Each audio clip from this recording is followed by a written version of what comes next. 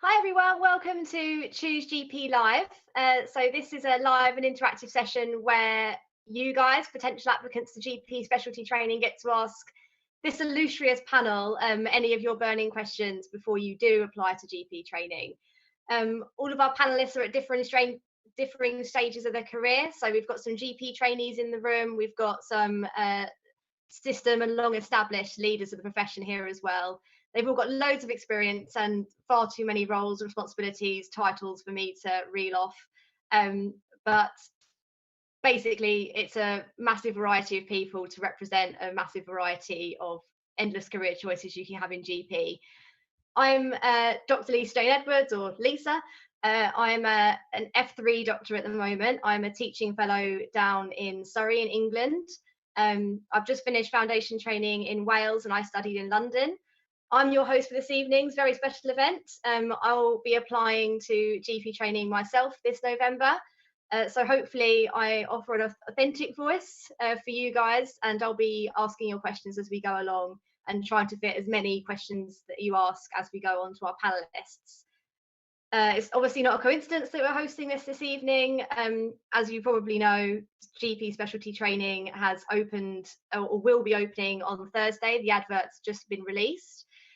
So if you're making an application this year, or if you're just considering doing so in the future, hopefully we can help you make that decision. Because obviously that could be quite overwhelming when you're deciding what you're going to do for the rest of your life. With our help this evening, we hope to debunk any myths about general practice and just share the endless opportunities that a career as a GP can offer you. So for the next hour and a bit, we'll reaffirm our love for general practice and hopefully reaffirm yours. Or if you're sat on the fence, hopefully we give you a little push to join Team GP. Before we get started, a bit of housekeeping. This is a live session, but we'll be recording it, so you can refer back to it later, or for our colleagues who aren't watching it live but are watching it on the recorded version, hi.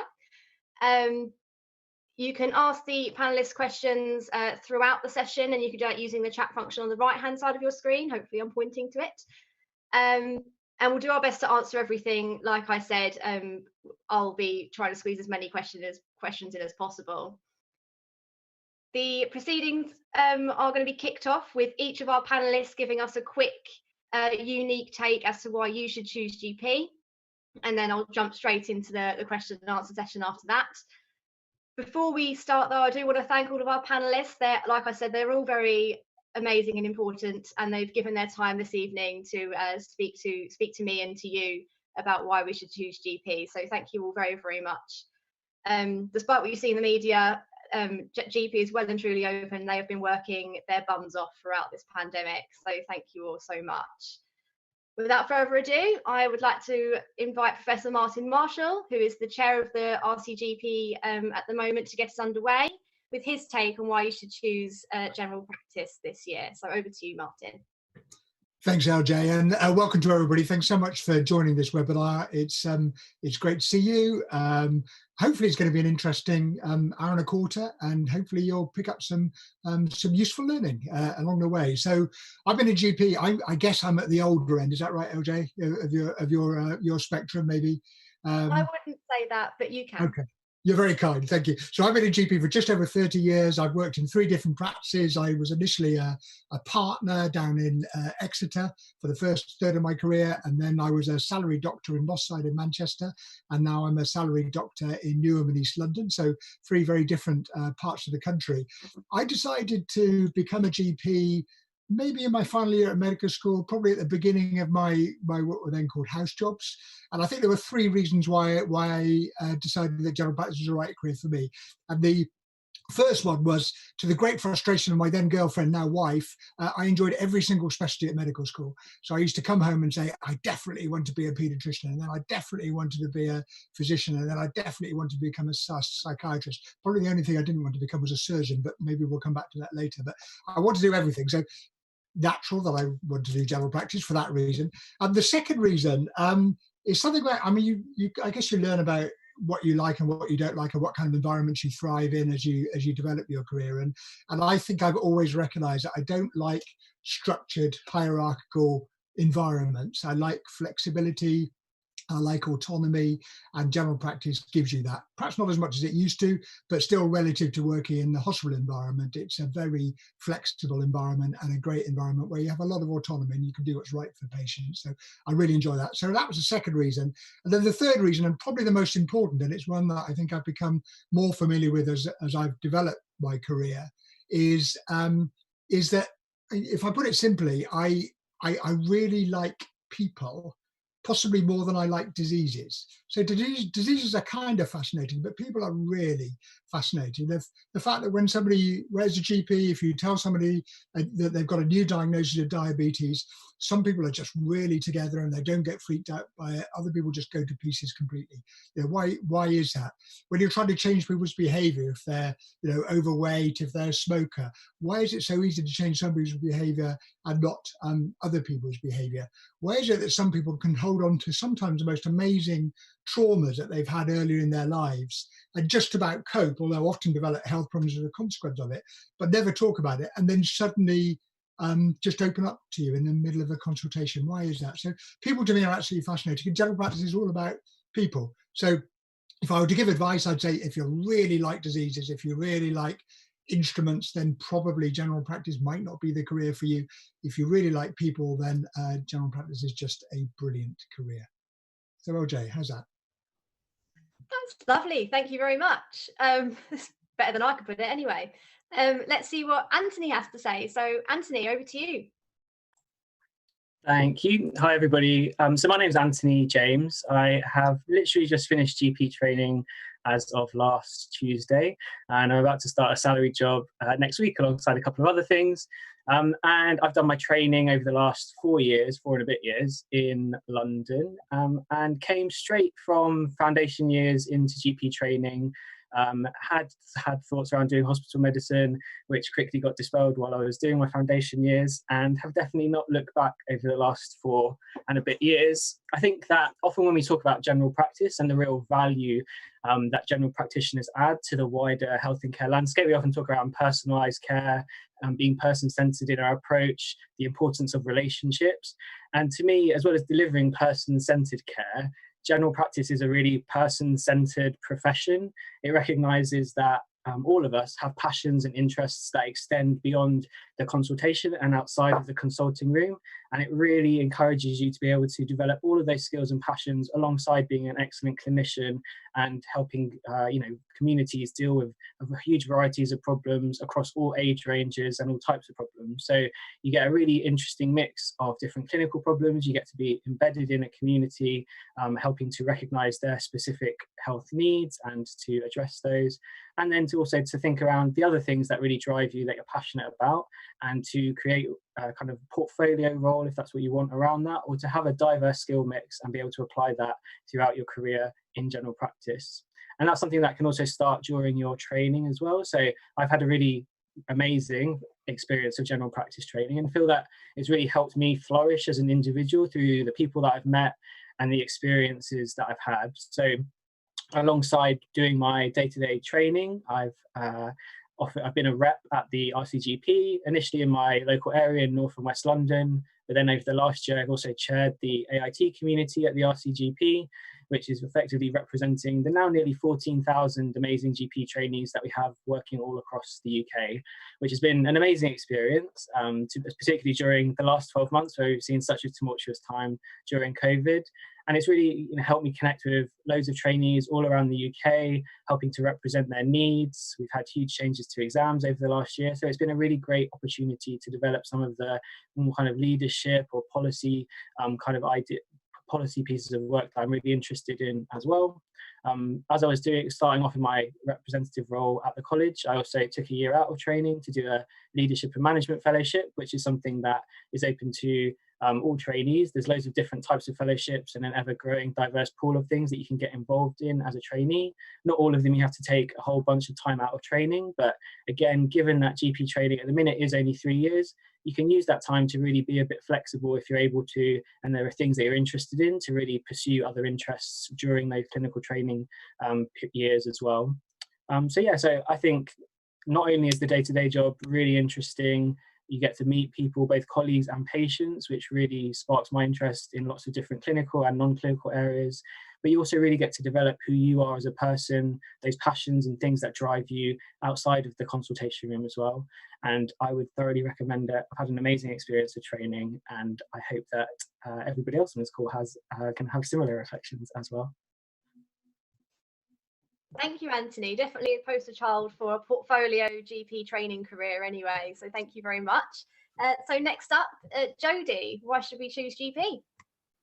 Hi everyone, my name's Jodie. I'm a GP in the Midlands. As a bit of background, I'm an RAF GP, so I joined the Royal Air Force to practice, and I also do work for a women's football team and football academy in the Midlands as well as doing some stuff for the college. Why did I choose general practice? I wanted a bit of an adventure, and that's probably why I ended up in the Royal Air Force. I wanted to travel a bit, and general practice has kind of allowed me to do that, whether it be from expedition medicine, whether it be supporting sort of endurance events or teams, and all that glamorous stuff is kind of great. But the thing that I found, having wanted to do surgery through a lot of my training, was when I came to do general practice at the end of my foundation 2 year. I was all teed up to do surgery, and that was all that ever mattered to me. And then I found that I actually really liked talking to patients. And I didn't really think that was the case before, until I did my general practice placement, and I had this actual connections with patients. I saw them through from the first week I started my training practice. Saw a lady who unfortunately had a breast lump, and the time that I was in that practice, I met her family, I got to know her, supported her through her 2-week rule, and I'd never had that experience until doing my foundation training. And thank goodness my last placement in foundation allowed me to do that, because otherwise I would never have known the joy of that patient continuity and that patient relationship. So that, just all the exploring and all that stuff is great, but what's really drawn me to it and what's kept me in general practice is that personal relationship and that sort of interest in people. I'm a very curious person. If you're curious, I don't think there's anything better than general practice. Thank you, Jodie. So up next, we've got Farzana. You may have seen her on Piccadilly Circus Lights, but here she's on YouTube for you now. So Farzana, why should we choose GP? Well, hello, thank you so much for having me. So I'm Farzana, and thank you everybody for giving up your evenings as well when you're all busy medical students and trainee doctors. Very difficult. So I've been a GP for 19 years now, and I trained it on the GP VTS scheme in Newham, and I work quite near Martin in Newham in East London. And I'm a partner, and I have been a partner for the last 19 years.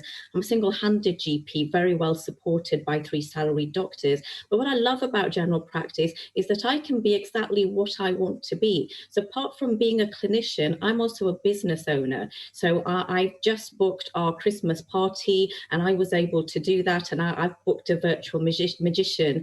I've also, over the years, I've been interested in education. So I used to be a tutor for our local medical school. I used to be a GP trainer. And then when I found something else more interesting, because I'm quite restless, then I decided to be on our LMC.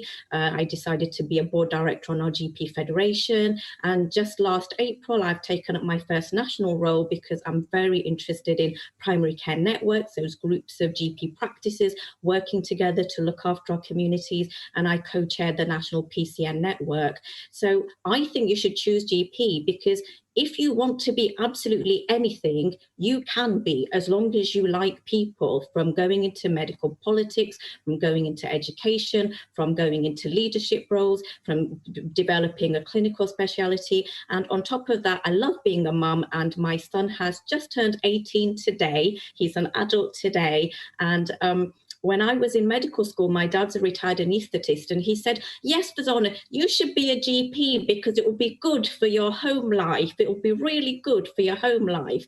And I'm married to a surgeon. And I thought, what's this about being good for my home life? But nobody ever told me how fantastic a career it would be. It's not just, it is fantastic for home life. While the surgeon has been in theatre most of the time, I've pretty much been an operational single parent. So it's been great to have that and a career and continuing to reinvent. And I'm proud to be GP of the Year, and I think you guys could all be GP of the Year in future. So choose GP. Thanks.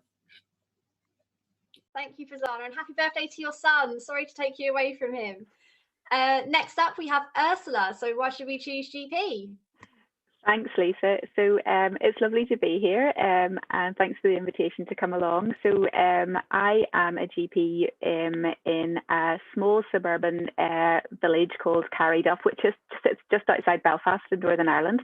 I'm going to echo some of the thoughts that have, and some of the things that the others have said so far, and perhaps sort of repeat some of the things and experiences that they've said, because like Farzana, I've been a GP for 19 years, and I'm a partner in my training practice. So I never ever left my GP training practice, which is really quite nice.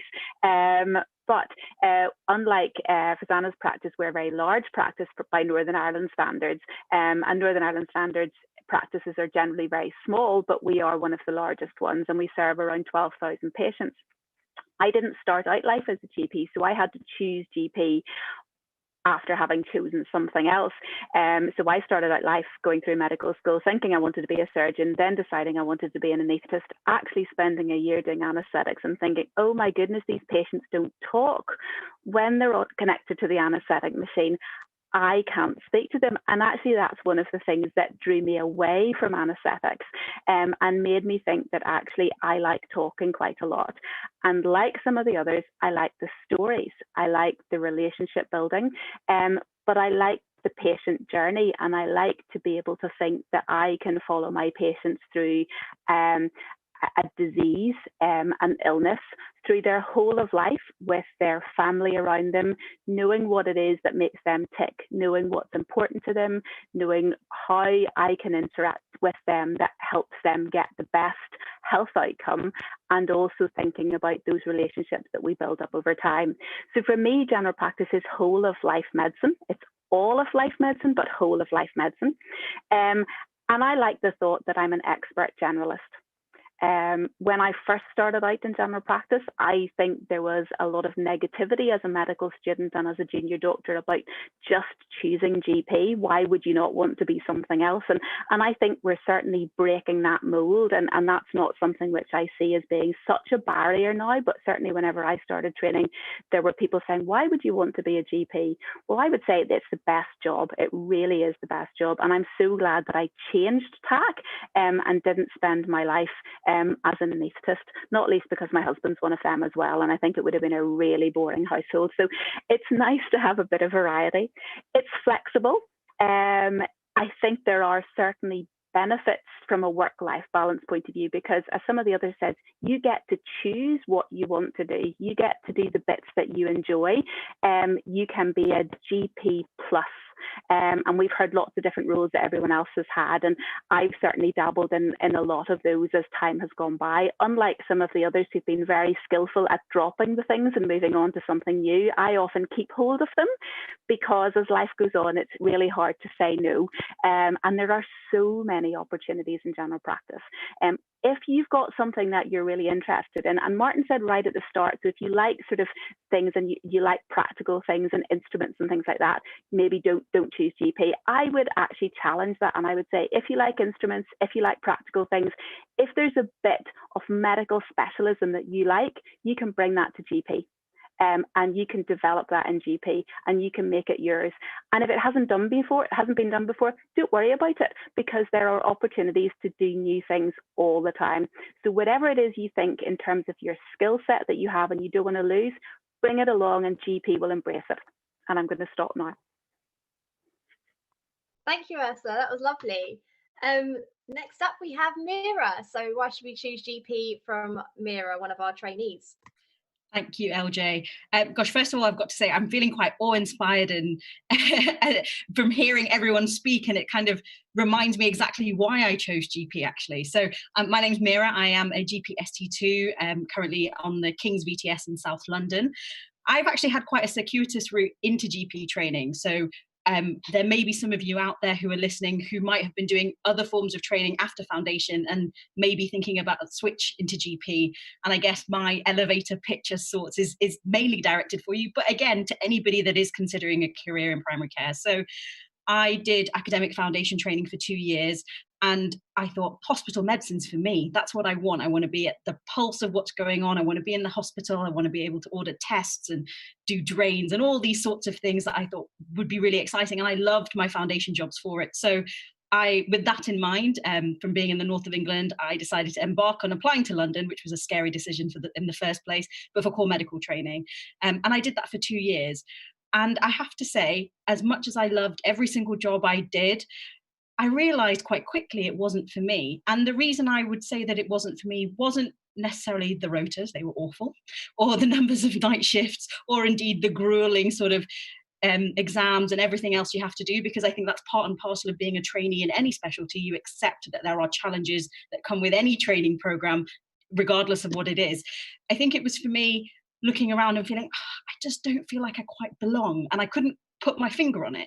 I had lovely colleagues and some not so nice colleagues, but it wasn't that. And I couldn't quite figure it out. And I was quite burnt out by the end of it all and thought I needed a break.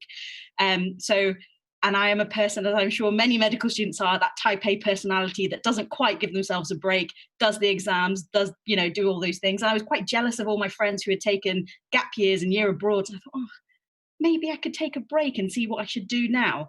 And so I took a break with the idea of traveling abroad and doing all of those sorts of things. But I, very gladly now looking back, got offered to do a locum registrar post in palliative care in one of the oncology hospitals in London. And I thought, on a part-time basis, and I thought, I'll give that a go. And what I found that I really enjoyed about that job was time. I got to speak to my patients at a really crucially important part of their life. And the people that I was then speaking to make sure that their care was really well looked after in the community, because lots of people want to die at home, were the GPs.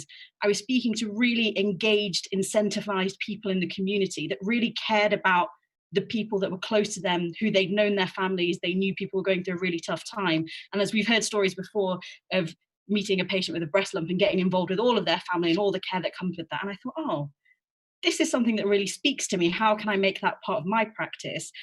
And I thought, actually, maybe I should give GP a go. I was petrified. I put my application in and I thought, I don't know if this is the right choice, but actually I've tried lots of other things and this seems to speak to me a little bit. And I've never looked back. Being a GP trainee has allowed me to do a number of incredible opportunities that I don't think I would have been able to without it, meeting lots of wonderful trainees, inspiring people who are on this sort of format today. Obviously, it wouldn't be one of these sessions without me plugging our podcast that Anthony and I do for the RCGP that is about GP training and the experiences we have. And that's something I love to do, as well as having a dab hand in doing a bit of teaching for medical students. So I think to summarize it up is GP is a place where you can all be different, but you can definitely feel like you belong, because I certainly do. So that's why I would choose GP. Thank you, Meera. It's actually really lovely to put a face to the voice that's on the podcast. So, I've really enjoyed it. I'm not even a GP trainee yet. So thank you. And last but definitely not least, we have Devina. Why should we choose GP? Hi everyone, thanks for joining in today, and I'm feeling just as inspired with this amazing panel today. So my name is Devina and I'm currently a GP ST2 and I'm working in Greenwich, southeast London. So my interest in GP initially stemmed from medical school. So we had the surgical societies, we had the medical societies, but then I didn't feel like I belonged to any of them. So I, with a set of other people, set up our university's first GP society and got involved with loads of college activities. And that's when I knew, yes, GP's for me. Have an interest in policy, medical education and leadership. But what career allows you to pursue all of these interests? General practice. I have managed to pursue a portfolio career during GP training. So I am the appointed RCGP National Clinical Champion for Deafness and Hearing Loss, and I'm working on educational projects with NHS England and Improvement and Action on Hearing Loss Charity. I've been involved in policy work through my roles with GPC UK and Greenwich LMC. So GP is really a diverse and fulfilling and flexible career choice. There's technology advancements in consulting, there's leadership opportunities with the development of primary care networks and integrated care systems, and the flexibility in being really able to pursue that portfolio career. So a career in general practice has endless opportunities, and I would definitely say do try and apply for general practice, as it has loads of choice. Thank you so much, Devina. That's great. And that's as everybody's answers. Thank you all so much for being so open and honest and sharing some personal stories and also just like your own motivations. It's really, they're all as different as general practice is to start with. I got some common themes, if you don't mind my saying. I've written some stuff down. So some common themes that from what you've all said are things like continuity of care and how important that is to you, and sort of like seeing a patient from beginning to the end of an illness, a disease, a journey themselves. That's really important to everybody. Having the relationship with the patient is really important. As Ursula's saying, you can't talk to a patient who's asleep, and having that communication and time with the patients is really important. The fact that you feel like you're all making a real difference to your patients day in, day out, every 10 minutes or at times, and also the variety and flexibility that the career offers you, both in GP training and also afterwards. So for the rest of your careers, you're still doing new things all the time. And I think that I've really liked that all of you have sort of alluded to the fact that you chose GP when you applied, but you've kept on choosing it ever since, every time you go into work and every time you see a patient and every time you take on a new role. So I think that's really, really lovely to hear from everybody, especially that those further along their careers, for somebody like me who hasn't even started that journey yet. So thank you all so much again. So Q&A time. So we've got a few questions coming in on YouTube. Do definitely keep those coming in, but I think I'll address my first one to Martin, the big one. What does the future of GP look like, Martin? Oh, okay. So it's that's a big question, isn't it? I think it was Niels Bohr, the Danish physicist, who said he could predict everything except for the future. And I feel a bit like that when I'm asked this question. But I think we can probably look at some trends that we've seen over recent years, and it's likely that those trends will continue. So, and none of these are absolute at all. I think general practice will be quite varied, basic set of common principles around the nature of relationship-based care. That's what general practice is about. But within that, quite a lot of variety. But the trends that we're seeing, first of all, towards larger sized practices and larger sized teams. That's not necessarily going to happen. Farzana's described how she works in a small practice, but I suspect that's a trend which will continue, which I think many people will probably welcome. It's quite fun being part of a larger team. So that's one thing. Greater multidisciplinarity. 30 years ago, about 85% of the GP workforce were doctors, and now it's about 50% of doctors. And there's a lot of other health professionals working in primary care teams. That again is really exciting. They bring a different set of skills, a different way of looking at the world, very complementary skills often to what we bring as expert medical generalists. So I think multidisciplinarity will continue. I think and hope that we will have more time with our patients. At the moment, the average length of a consultation is 9 minutes. That's up from where it was a few years ago. It's still I think the second shortest amount of time in Europe in general practice. The Germans are the only country that has less time with their patients. In Sweden, they have between 20 and 25, sometimes up to 30 minutes with their patients. And I suspect that we are going to differentiate more in terms of what we bring as expert medical generalists, as doctors, and have a longer time with our patients in order to deliver really good care for them.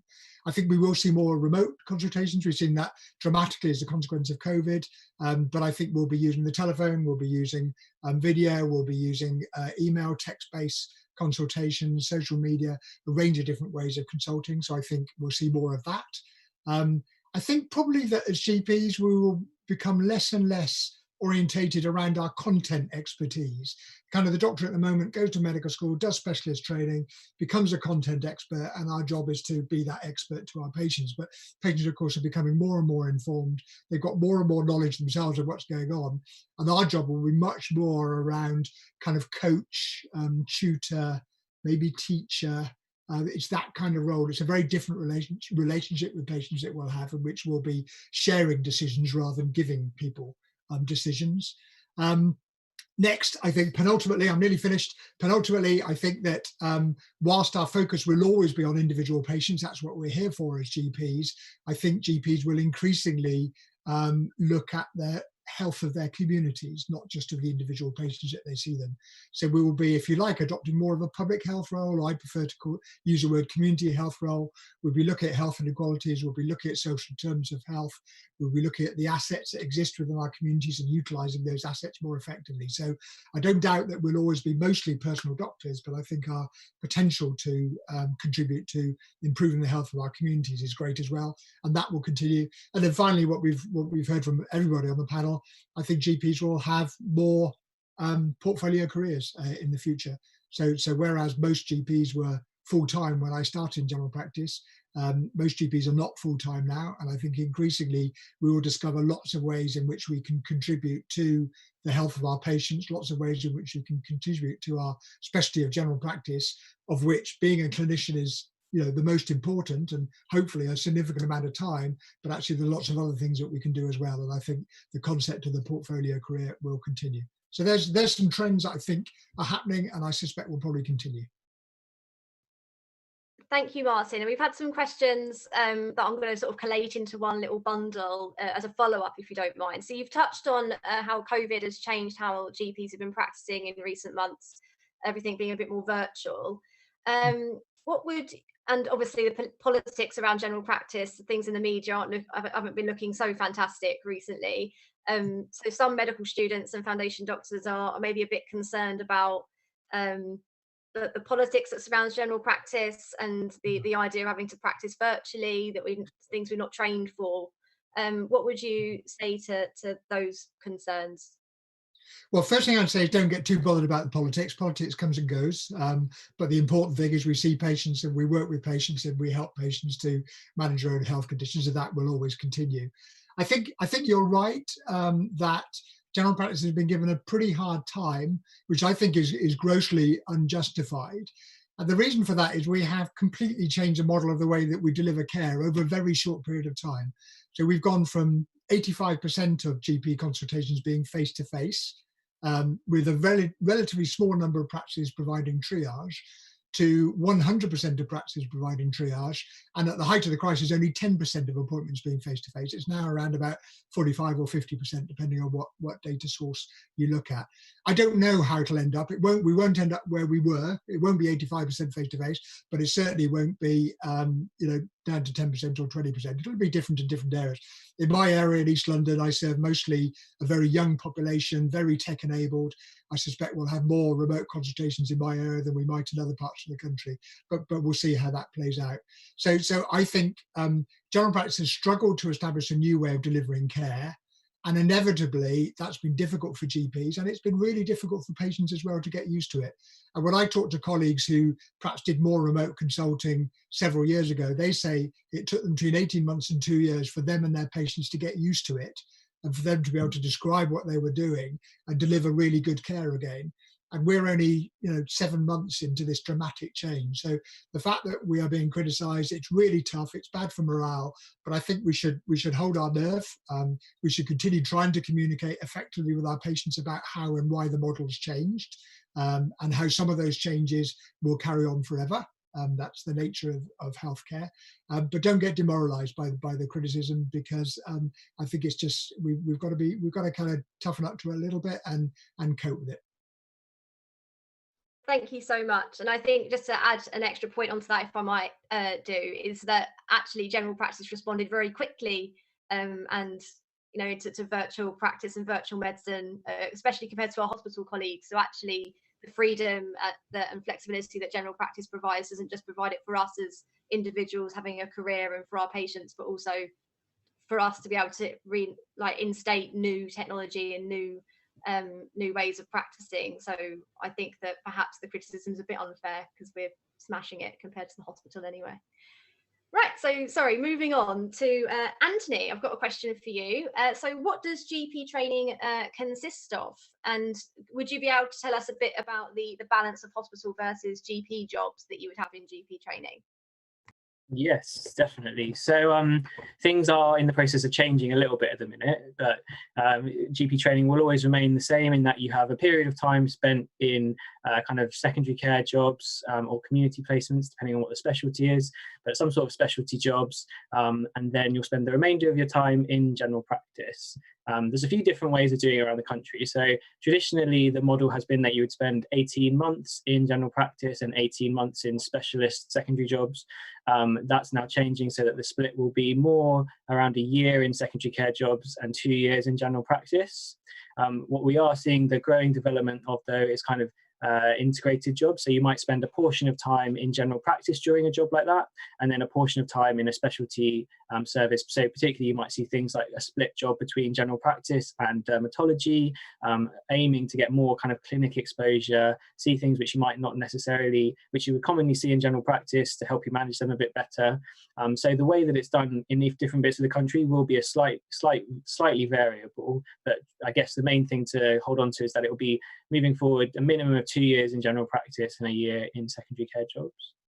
And then, yeah, within that, the kind of range of jobs that you might have in those hospital placements does change from different VTS or training schemes around the country. But there's usually a kind of mix of things which are common to general practice. So that might be pediatrics, obstetrics, things like dermatology, some surgical specialties. There can be a real mix. So when you're thinking about schemes that you might want to apply for, you can find out that information to have a look at what the rotations they have on offer are. As I say, things are kind of shifting a little bit at the minute, but that information should be updated. And if you contacted local schemes, they'd be able to give you a bit more insight into what those rotations might look like, and what your kind of job patterns might look like over the 3 years of training that you have.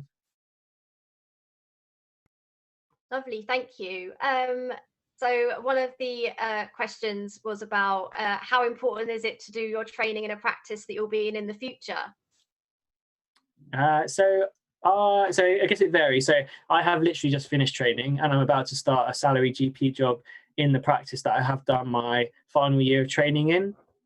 A lot of trainees do end up doing that, but definitely by no means all of them. So I've got many of my friends who have moved to other practices to start off their post kind of training jobs in. So I think there's a real mix. I don't think you have to find a practice which you think is going to be home forever.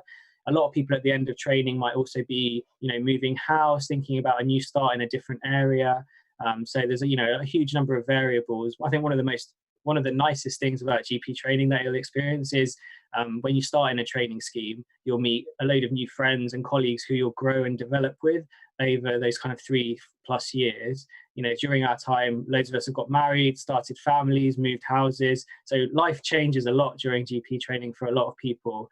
And so the position that you find yourself in at the end of training might be very different to where you expected to be at the start, which is the nice part of the journey, of the experience, is going through that journey and all the twists and turns that life throws at you.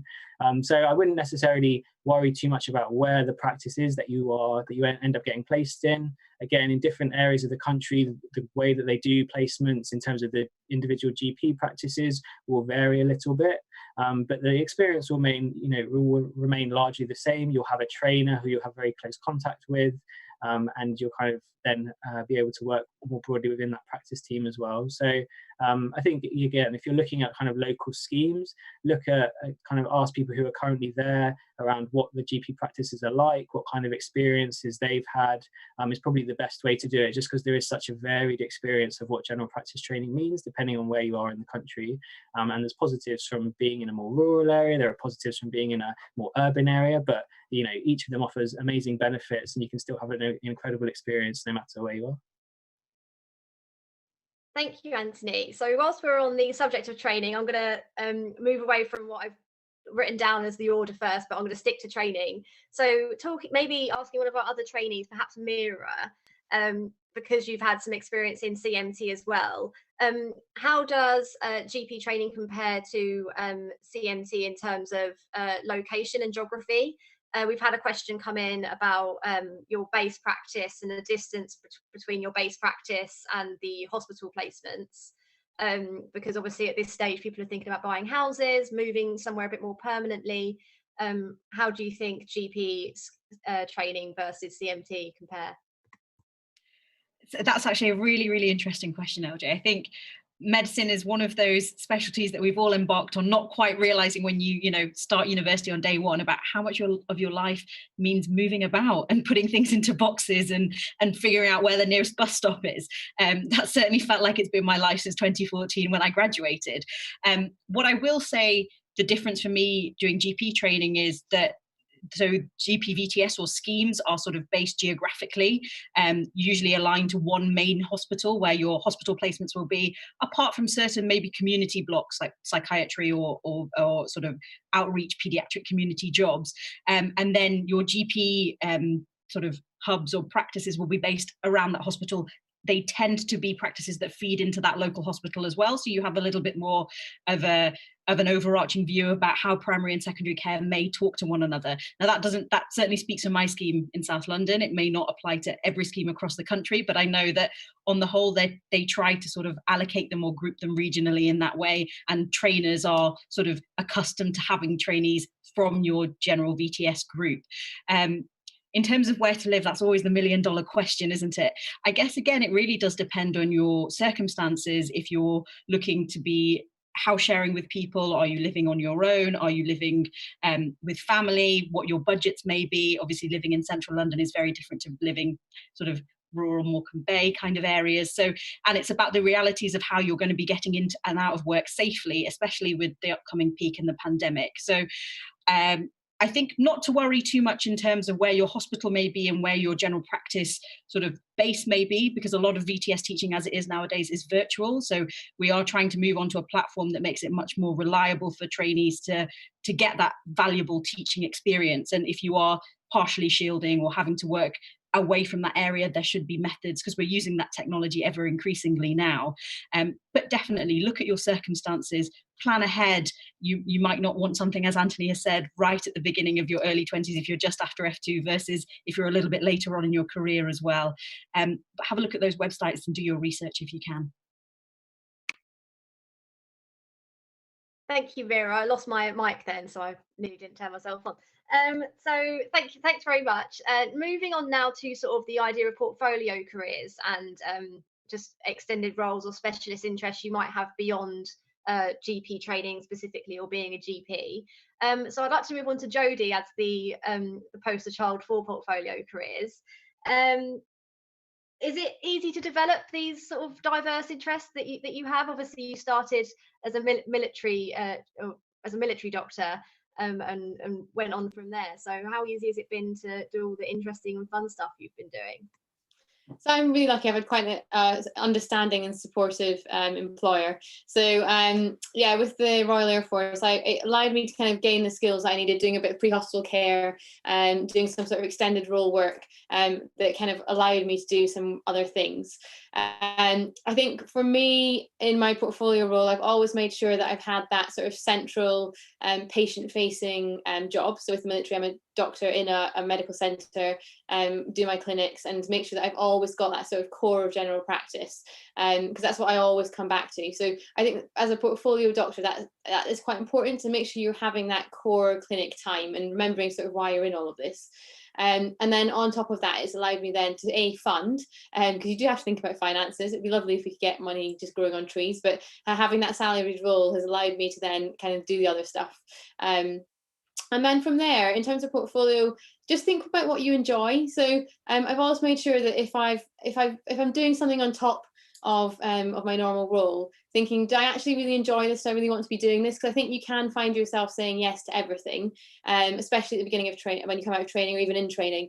And then you do have some times when you're sitting doing it and you're like, why am I giving up my evening to do this? And I think if you're having those thoughts, you have to think of the opportunity cost and think, actually, should that be part of your portfolio? As long as you're doing things that you enjoy, then doing the extra training, kind of picking up the extra jobs, is worth it. So I love sport, I love musculoskeletal medicine. So doing sort of football on a Saturday and doing all the work that you do to kind of keep up your competences is fun. I enjoy it, and that's why I do it. So I think for portfolio, do stuff that interests you. The lovely thing about portfolio is that you can also kind of pick up things and put them down a little bit as well. So I've had a fantastic time working with the college for like good 4 or 5 years, from training, out of training, into first 5, so when you first qualify, and did like a million different roles at the same time. I've just had maternity leave for a year, and I've been able to kind of put down some things and go back to my core salaried job, and then reassess and think, well, what do I want to pick up again? So I've picked up the football again, and kind of doing that. But, you know, will I do as much other stuff? I'll see. And I think that's the nice thing about general practice, is that I don't have to think I have to keep doing everything all the time and being on this hamster wheel that never ends. You've got such supportive colleagues that, you know, have been through all stages of their life, and you can kind of do the things that fit in your portfolio and then don't fit in your portfolio, and it's there. And if I've had to give up my sexual health stuff that I used to do because I just didn't have time to fit it in. But actually, in 10 years' time, if I want to go back to that, I can go back and do some training and pick that up again. And that flexibility, when I speak to my colleagues doing other jobs outside of medicine, never mind in medicine, you know, that's wondrous to them. They'd love to be able to do that.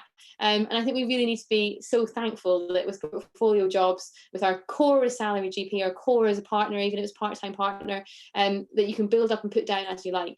And if you enjoy it, that's the key thing. Make sure it's things you enjoy. Don't give up your free time for things you don't enjoy. What is the point? That is definitely a life motto. So it sounds like, you know, even if you've decided to go down one path, you could be quite opportunistic and pick something else as you go along in GP, and that sounds great. And just outside, you worry about saying yes to things. At the same time, if someone says, do you want to do this, and you kind of umming and ahhing about it, and there's a bit of that you want to say yes, just say yes. You never know where that will take you. I ended up with one of my foundation colleagues up the top of a mountain for 4 weeks just because we thought, well, that sounds a bit interesting. And if you're in GP training, and I'll shut up after this, never think you're just a GP. The skills you have as a GP are just unbounded. I didn't think pre-hospital care, expedition medicine, I thought you want an anaesthetist for that. You want people who can, you know, do big surgical things when they're away. But actually, no, for expedition medicine, you want someone with a calm head who can look at a problem and solve it. And in general practice, that is what we do every single day. So don't short sell yourself. When you get an opportunity, don't think I'm just a GP, I don't think it's for me. Absolutely take it and say, I am a GP, that's why I'm perfect for this role. So make sure that you take that with you when you're kind of doing your training and you come out the other end. Thank you, Jodie. So Devina, actually, you've taken on some extended roles and special interests whilst a GP trainee. So tell us a bit about that. Yeah, so you don't have to qualify as a GP and then have a portfolio career. You can most certainly start it during GP training. And that's what's amazing about GP training. Flexibility and that real opportunity to even pursue a specific interest in a speciality enables you to have that portfolio GP career early on and add some variation to your daily practice. Now, this interest doesn't have to be clinical, it could be non-clinical as well. And the program directors during GP training are very supportive in allowing you to pursue these experiences during the training program. So you can either do the portfolio things alongside training, and some people even become less than full-time training, or you could do an out-of-program experience, which Anthony mentioned earlier, known as a UP. During training, you can also do diplomas. For example, if you have an interest in women's health, you may want to do the DRCOG or the FSRH, which allows you to do procedures such as inserting implants or coils. But remember, you do not also need to do these exams and diplomas to have a specialist interest or pursue a portfolio career. And as Farzana mentioned, she has an interest in the business side of GP. And in GP training, there are opportunities to pursue those interests, such as getting involved with your local LMC. You can be part of your local faculty boards. You could do leadership fellowships with Health Education England. So there's great flexibilities and opportunities within GP training to be able to pursue that portfolio career early on. Thank you, Devina. That's great. Meera, have you got any additional points you'd like to make as a GP trainee, doing lots of fun stuff? I think I agree and echo with what Jodie said, Devina said, everybody said really, is that if you have an interest in something, say yes at any opportunity that may fall in your lap in any way, weird, strange way that it may be, a text saying, do you want to be on a podcast? Hint, hint. You just sort of say, yes, I'm going to do that kind of thing. But I do also think it's really important to think about your potential personal motives as to why you're applying for general practice. Everybody is different. Some people may not want that portfolio career, and that's not what's sort of appealing to them about it. It is, as people have mentioned, the flexibility, the ability for it to be family friendly, the ability to be able to work part-time, but be able to manage the exams.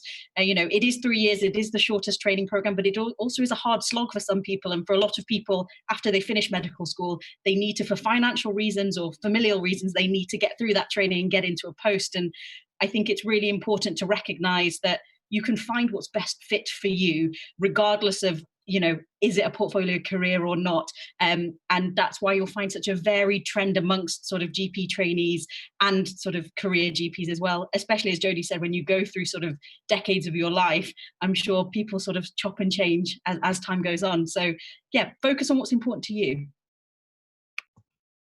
Thanks, Meera, and thanks, guys, for speaking about portfolio general practice, because it's definitely something that's an appeal to me, and I'm sure lots of the people watching.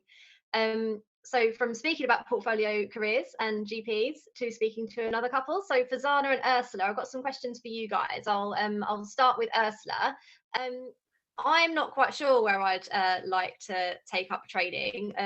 Like I mentioned earlier, I did my F1, F2 in Wales, and I really loved it there, but I'm currently based in England, and I'm not quite sure whether I want to train somewhere more rural, like I was in Wales, or in an urban setting. I'm not sure if I want to train in England or in a devolved nation. Would you be able to tell me a bit about the differences and the pros and cons of each? I'll do my best, Liz. Yeah, absolutely. So you've obviously already experienced some of that Celtic hospitality and what it's like to live alongside my Celtic cousins in Wales. And certainly there are differences, not least because obviously health is devolved in terms of our government structures. And so there are some subtle differences. A lot of it is very similar. And certainly the training programs are very similar in terms of it's a 3-year program and you spend roughly the same amount of time in hospital versus general practice. But I suppose, well, what's it like to live and work in a different place, particularly if you're not from that area? And I'm going to perhaps maybe just put a Northern Ireland slant on that because that's where I'm from and that's where I've got most experience from. And also I'm out there to plug Northern Ireland as a training place because we really want you to come and train in Northern Ireland. But there are some very, similarities across Scotland and Wales as well. So we'll all say that, it's a lovely place to work and live. We've got amazing scenery, opportunities, and it's all there. But what is it specifically about going to perhaps somewhere like Northern Ireland? I think for us and for working in Northern Ireland, it's a very small place. So if you come and work in Northern Ireland, no matter where you go, someone will always try and find out who you are and where you're from. And it doesn't matter whether you're from Northern Ireland or not, they will probably find a connection because we're really nosy people. That's probably why we're pretty good GPs, because we like to know about people. So we'll definitely give you a fantastic welcome and we'll make you feel at home and we'll try and assist you, because if you're coming from outside the country and you've no idea what we're really like, we are a friendly species, and I can definitely say that about all my Celtic cousins. So that's number one. Secondly, in terms of work-life balance, so Northern Ireland's a very small place. You can jump in a car and drive from one end of the country to the other in 2 hours. So daily commutes, and I know there was a question earlier on about, how far is your base hospital from perhaps your GP practice? We're not talking huge distances in Northern Ireland because there isn't a huge distance, full stop. And in terms of that, from a work-life balance point of view, if I said to you that I live within a 6-minute drive of my GP practice, and I can do the school run and be in work within 15 minutes, that's really nice from a work-life balance point of view. And it helps for lots of other reasons in terms of that sort of community or feeling of being part of a community. The other thing that's, I suppose, a little bit different about Northern Ireland is, and I know in England you've got these primary care networks. Well, we in Northern Ireland have GP federations, which are slightly different to the federation model in England, in that the entire country is federated. So every GP practice is part of one of 17 federations. And some of those federations are involved in the rollout of multidisciplinary teams. So Martin talked about the differences in terms of what things are going to be like in years to come, and about the number of different people other than GPs working in primary care. So we've got practices where, you know, a patient will phone up and they will have a particular problem and they will not see a GP. They'll see a first contact physiotherapist, they'll see a mental health worker, they'll see a social worker, or they'll actually have a consultation with a pharmacist who form part of our MDT within practice. And some of those practices have actually taken the step of, we've got this new sort of team embedded, and actually we're going to move from 10-minute appointments to 15-minute appointments, because now we've got a little bit more time to be a different person. And we talked about that sort of role about GPs. I often see, or I see the role of GPs in Northern Ireland within an MDT structure as being, at times, probably not the conductor of the orchestra, but perhaps the first violin, because they're still there doing a bit of graft, you know, and they're part of the team as opposed to necessarily, you know, there's a leadership bit there, but they're still involved in the actual nuts and bolts often. So we've got these MDTs, so it's a fantastic way to train within a sort of an extended team at practice level.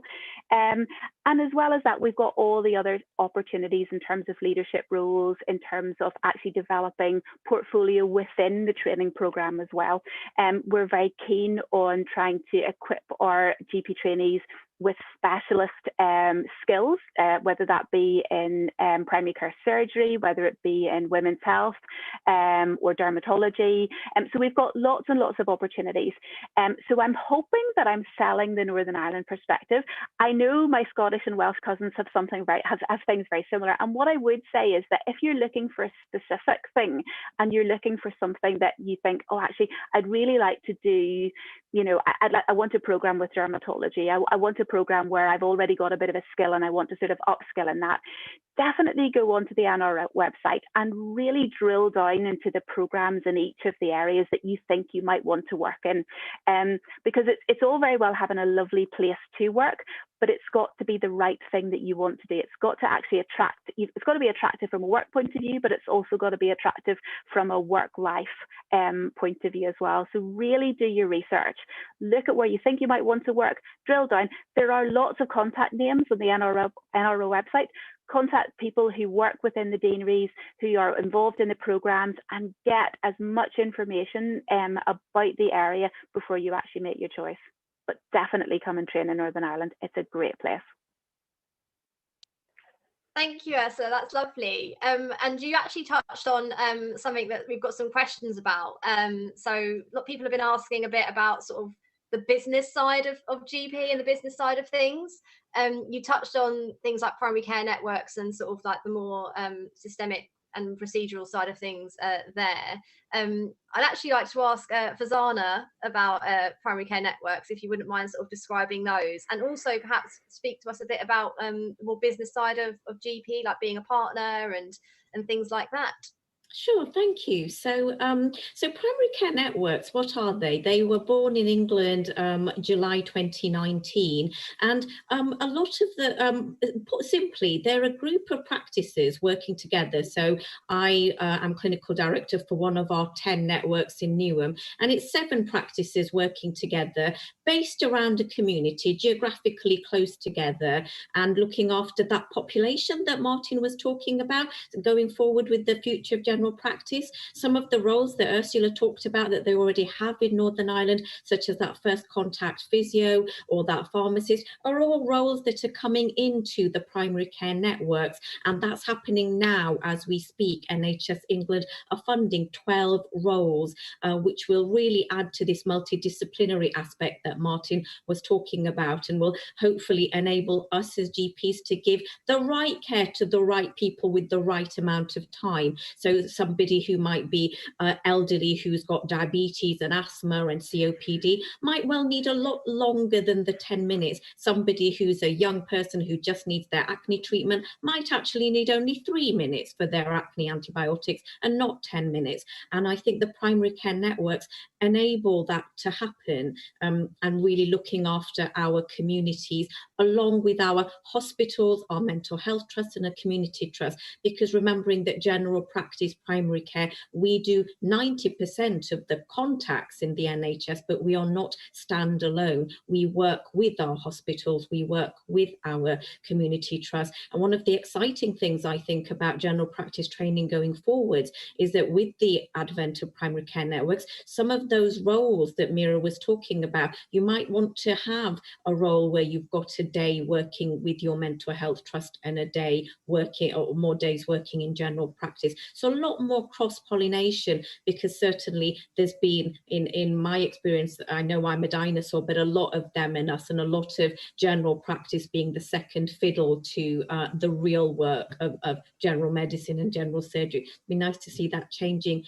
In terms of the business side, I'm certainly not a businesswoman. I don't have an MBA, but I run my own business and I absolutely love that. I love the autonomy of that. I love the fact that I've raised 2 children and have been able to go to the school gate every single day all through their primary school career, because I was able to choose how I wanted to do that. I was able to pay for salary GPs to cover my 3 o'clock time while I was at the school gate. And having that sort of autonomy is priceless. We know that human beings feel so much better when they have autonomy over their work.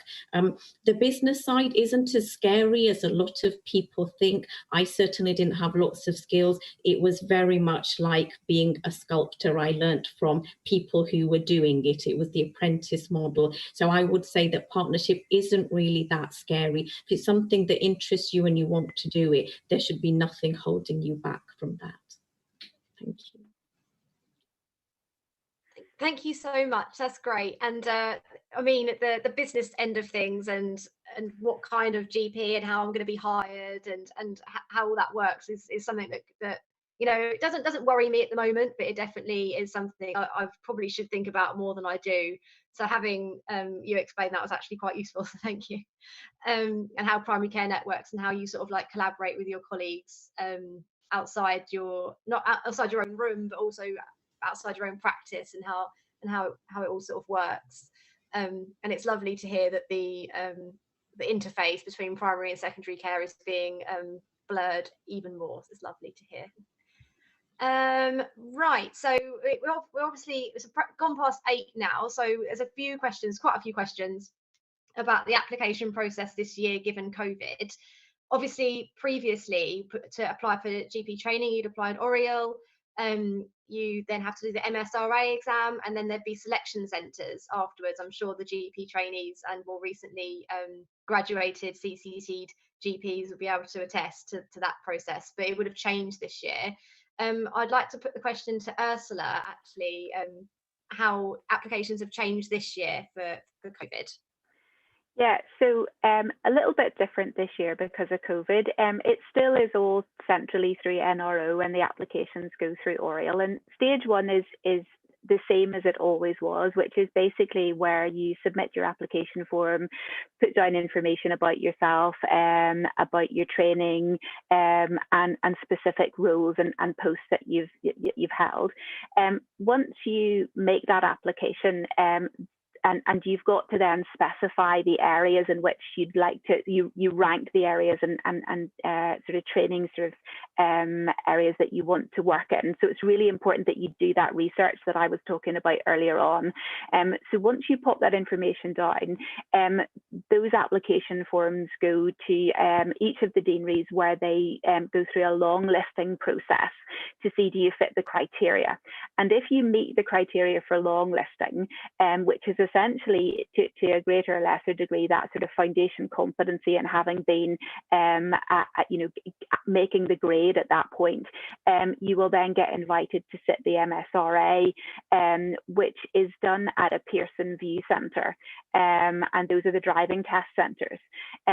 Essentially, the third part of the selection process, which would have happened after the MRSA test, or MSRA test, should I say, that has now been stopped this year because of COVID. It didn't happen sort of for the second round of last year, but it's not going to go ahead in 2021. So essentially, offers for GP training will take place based on the scores that people get at MSRA. And the MSRA test is a combination of clinical problem solving and professional dilemmas or situational judgment.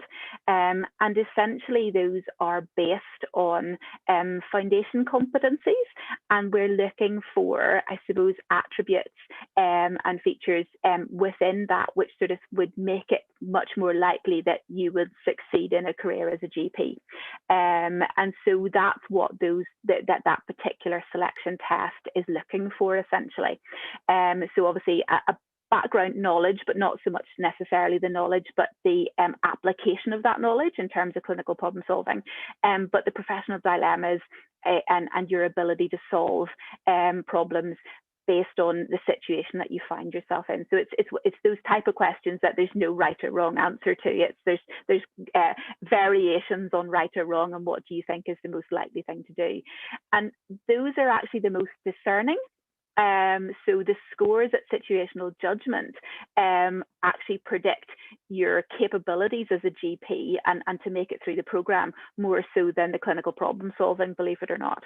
So there is a cut score which will be applied this year, and anyone above that cut score will be ranked and offered a place based on their selections.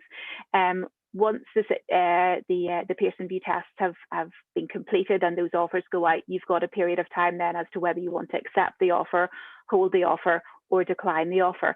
And there is a timeline which is published on the NRO website, which you can see in terms of when you might expect to get information from Oriel pertaining to the process.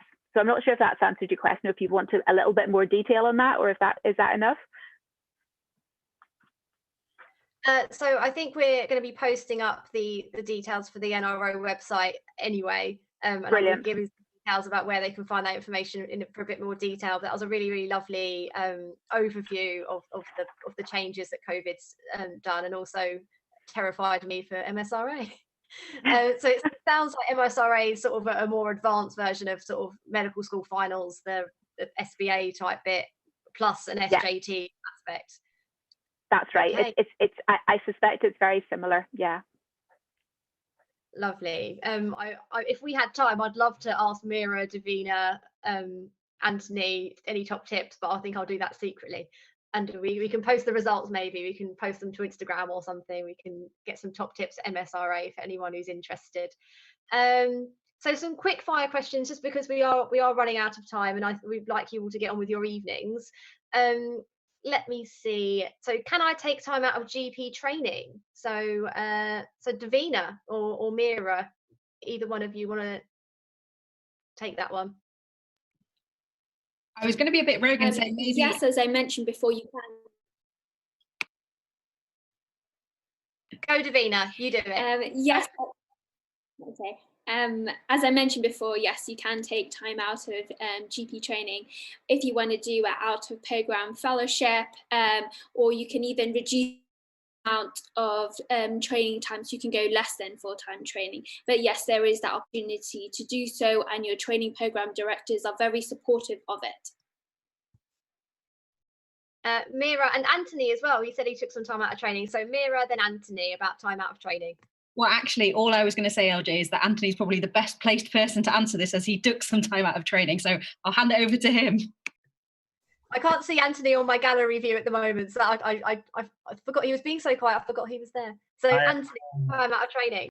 Yeah, so I took a year out of training to do a fellowship. The process was actually very straightforward. I think in general practice, as Devina says, people are generally very receptive of you doing something different. So whether you're taking time out of training to do a fellowship, whether that, or if you have to take time out for other personal reasons as well, you'll be supported to be able to do that.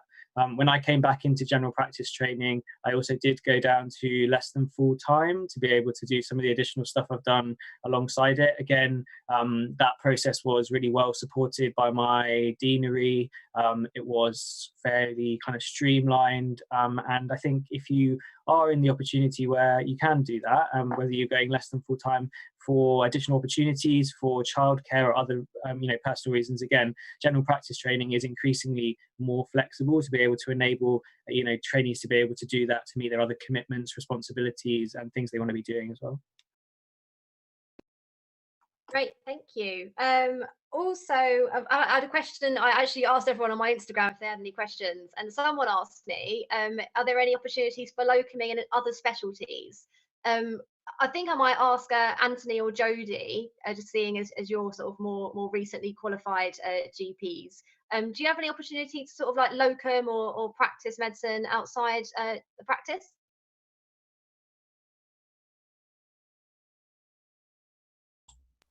So do you mean outside of your normal everyday salaried practice or outside of general practice? Outside of general practice, sort of in a surgery, would you be able to sort of like go work in a minor injuries unit or go work in gum or palliative care or something like that? Yeah, absolutely. So there's loads of opportunities like that. So if sexual health is your thing, you can go and do sort of companion posts around that. To be honest, at the moment, if there's something you want to do, have a look to see if it exists. If it doesn't exist, just approach someone locally and see if you can make it exist. Because although we're in a time of sort of turbulence, and we could get really worried about that, actually it's a great time for opportunity as well, because no one really knows what exactly is going on at the moment. So if there's something that you want and you think, actually, I'd love to go and be a GP with a specialist interest in this, and there's a reason why that would be useful locally, then just reach out to a local department, see if you can kind of form that role if it doesn't exist already. So yeah, there's lots of opportunities, A&E, minor injuries, all of that stuff. It all adds to your daily GP sort of skill set anyway. So if you're interested in that stuff, yeah, there's lots of opportunities. And if it's not obvious where it is, just make that opportunity for yourself.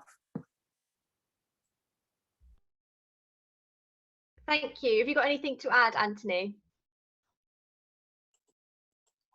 Not massively. I think also just as a trainee, you can do additional locums and bits and pieces sometimes as well. If there's something that you've done before that you're keen to keep up as an interest, or something that you're interested in pursuing, then you can flex that into your working week as well. Lovely, thank you. At the moment, I think that the applications for academic clinical fellowships the deadline is nearing, or at least it's or it may have even gone. I've not applied for academic clinical fellowship, but you do have them in general practice. I'm not sure. I don't think anyone on this call has done an ACF in general practice. Everyone's shaking their heads no. But in terms of, I might direct this to Ursula actually. In terms of ACFs in general practice, how does one make their application stand out, do you know? So is that just a general application or for academic post? General application? Academic posts. Academic posts. So again, I'm not hugely familiar with the system within England. Martin may be able to do that. In Northern Ireland, we have academic posts which our trainees apply to at the end of ST2, and they do a 2-year ST3 post, which is 50% clinical, 50% academic, but it's applied for at that point. So perhaps if someone else knows the situation more so in England, they'd be better placed to answer that. Okie dokie. So I think that's all part of the websites we can direct everyone to regarding ACS. Probably better for people who are applying this month. I think I could give a bit of background, Lisa, if that's useful. Oh yes, please, Martin. Please do. Yeah. So ACFs academic clinical fellowships are available as training in England. They're 4-year fellowships. So basically the first 2 years are similar to a non-academic fellowship, and then in the third year you spend 40% of your time doing academic work linked to an academic department, and in the fourth year of your training you spend 60% of your time doing academic training. You usually be linked to an established team in an academic department. They're available all over the country. Some departments have got quite a few academic fellowships that they host. You'll do a project yourself, and at the end of that 4 years, if you're keen on pursuing an academic career, then you do whatever is necessary, which usually requires doing a master's and then doing a doctorate degree if you want to climb the academic ladder. So it's a really exciting career, and general practice really needs academic trainees. So we've got a brilliant reputation, a long-held reputation in education, and a lot of really good educationalists. We've got some brilliant researchers, but not enough of them, and we need to do more research in and about general practice. So I really encourage people, and it's just one of those examples of a portfolio career. I actually shifted from being mostly a clinician to being mostly an academic after about 10 years as a GP, and I've absolutely loved it. It's allowed me to travel the world, meet some really interesting people, get into different forms of research. It's a really great career. Great, thank you. And just to touch on the fact that the RCGP has its own journal, I believe, Martin, as the British Journal of General Practice. Indeed, we do, more than you believe. I hope. Yeah, no, we do. We have the top ranked primary care academic journal in the world, the British Journal of General Practice. It's got a very high impact factor. It's not as high as some other specialties, but it's a really well regarded academic journal. It's also a really interesting journal. It's got some really great articles, thought pieces, review articles, some really quite stimulating stuff. It's part of the offer as a member. So when you become a member of the college, which you have to be from day one, you get the journal. And the journal's a really good way of networking, meeting interesting people. So it's a great addition. And I've also been reminded by Devina on the chat that there's also the RCGP Innovate journal as well. That's there for trainees and trainee issues and things like that as well. So it's really, really cool. And also, I think the RCGP works quite closely with SAPC, the Society of Academic Primary Care. That's right, exactly right. Which is a multidisciplinary group of academics. So not just GPs, but a lot of non-clinicians, statisticians, economists, social scientists who come together. So it's a good network of people, again, representing academic departments of primary care from across the country. Thank you very much. So I've got one final question for Ursula from the people asking on YouTube, and that'll be our final one, unfortunately, just because we're running out of time. So Ursula, if somebody gets a GP training offer and then declines and pulls out, will this affect you for next year? No, is the simple answer to that question. So not at all. Some people decide to not take up an offer, and certainly if you want to, in year you can hold your stage 2 score, but if you decline, it certainly doesn't have a negative impact on you at subsequent rounds of recruitment, not at all. So if you haven't made your choice and then you subsequently change your mind, we don't hold it against you, not at all. We welcome everyone with open arms at whatever stage in your career you want to choose GP. Thank you, Ursula. That's lovely to hear. So that's the final question and answer. So I'm now going to ask everybody to go around and just give us a quick, brief sort of take-home message as to why you should choose GP. So I'm going to start with Anthony first. Thank you. So I guess my kind of 30-second snapshot of why to do general practice training is that it's just a really fun experience. I feel that the opportunities I've had throughout my training have really helped me flourish as an individual, as both a clinician and as a person. I've gained so much from the friendships, relationships, and skills that I've gained throughout my general practice training. It really is an amazing career based on those important relationships, which many of my colleagues have mentioned this evening. And as everybody else has also said, it's flexibility. So it can be a truly personalised career where you develop personalised care within communities. Thank you so much, Anthony. So next I'm going to ask Jodie. So I think my pitch for Choose GP is that you're never just a GP when you choose general practice. You can be anything that you want to be, really. I've not quite grown up, and I think that's the perfect job for me, because I can go from Peter Pan and be whatever career I pick sort of every decade. So if you want to kind of have flexibility and have a bit of a Peter Pan career where you can change every 10 years, 5 years, then GP is the perfect opportunity for you. Thank you very much, Jodie, as well. So next up, Farzana, why should we choose GP? If you like people, if you like to have fun, if you want to have control over your life, and you just want to be, as Jodie says, who you want to be, choose GP. There isn't a job in the world I can think of that has so much more diversity and flexibility, where you can do personalised care as well as care for your community all in one. Thank you very much, Farzana. Next up, Ursula, why should we choose GP?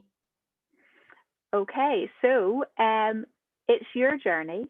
You can choose the path. It's entirely up to you what you bring along and how you shape your career. You can choose it, be it, but as Jodie says, you're never just a GP. Thank you so much. Next up, Meera. So when I was a first year medical student, someone said to me, a good GP is worth their weight in gold. And having done lots of different things up until now, I couldn't agree more. I think general practice is a really exciting specialty to be in. The world is changing, as we all know, and I think GP is the place to be. With all the highs and lows, it's definitely a place that I think lots of people can call home. Thanks very much. Next up, Devina.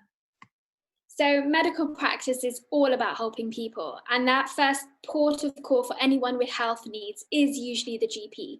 So you could be the gateway to their recovery. It's a career that's intellectually and medically challenging. So explore and discover those endless opportunities, and don't hesitate in applying.